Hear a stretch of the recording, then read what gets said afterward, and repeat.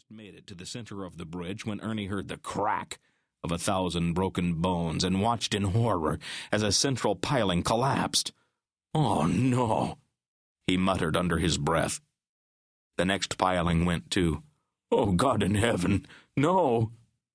The silver Buick slipped backward into the sudden crevasse, and Ernie heard a woman scream. He dropped his rod and shouted, not knowing what he said, too stunned to move. The back of the Buick hit the water with a tremendous splash, buoyed for a moment, then started sinking impossibly fast, the front still sticking upward. A baby wailed. As the woman kept shrieking, a cross-section fell from the bridge, crashing through the windshield.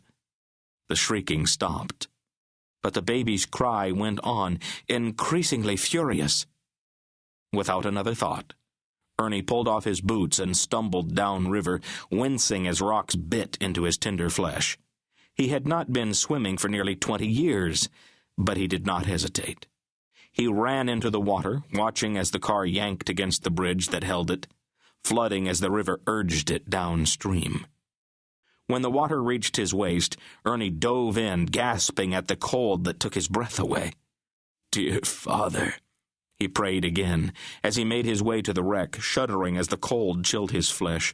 "Dear God in heaven, please, let me help them. I'm just an old man. Give me the strength."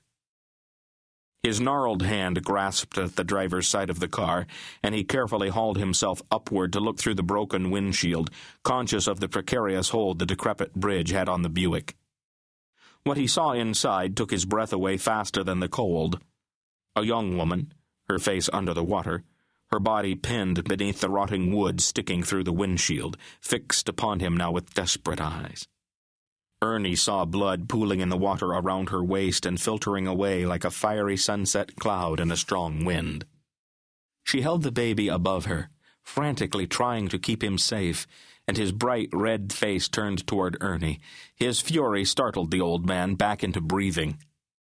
Ernie glanced at the woman, wondering how to get them out. Her eyes told him everything. He could not save them both. She was handing him her child, her love, for him to save. The car groaned, and the mother slipped farther under, bubbles signaling the last breath she would ever take rising toward the surface. Swallowing hard, Ernie grabbed the babe from her icy, trembling fingers and watched in horror as they sank. He cast himself away from the wreck, sobbing, holding the child above water until he came back up himself. Then, resting the boy on his chest as he swam with everything in him toward the shore. "Dear God, it's cold," he prayed. He prayed to a Savior who had long been his friend. "Please, let me get this child to the shore.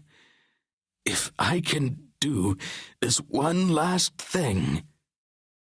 His heart pounded painfully against his ribs, and Ernie wondered for the first time if he would survive.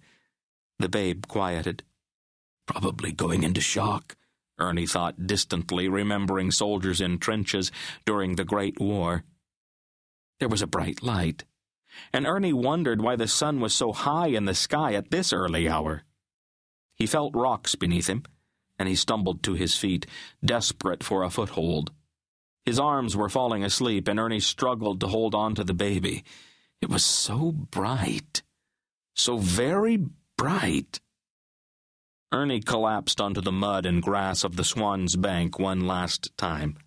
He inhaled the sweet, mossy scent, felt the long river reeds on his cheek and the life squirming on his chest.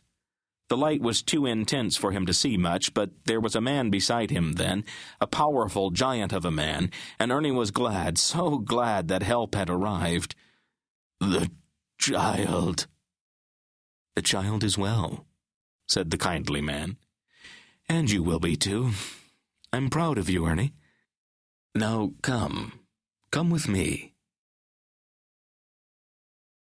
Chapter 1.